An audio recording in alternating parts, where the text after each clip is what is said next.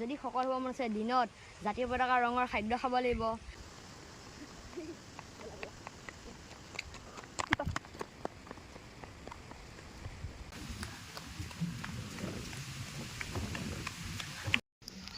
মায়ে কি বুলি কৈছে শকত হ'বলৈ কি কৰিব লাগিব?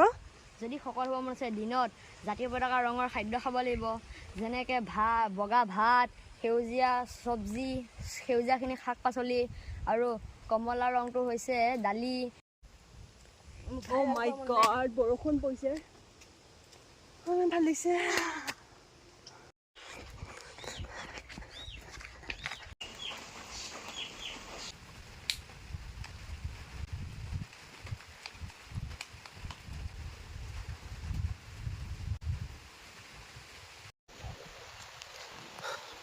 হেল্ল' গাইজ, চ' মই আহিছোঁ দৌৰিবৰ কাৰণে, মই ক্ষীণাবৰ কাৰণে আহিছোঁ আৰু ই আহিছে শকত হ'বৰ কাৰণে।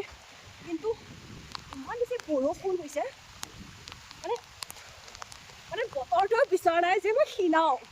কিন্তু মানুহবিলাকৰ কি প্ৰব্লেম মোক লৈ, তুমি ইমান শকত হৈছা, তুমি ইমান শকত হৈছা। চ' মানুহবিলাকৰ কথা শুনি পেলাই মই দৌৰিব আহিছোঁ।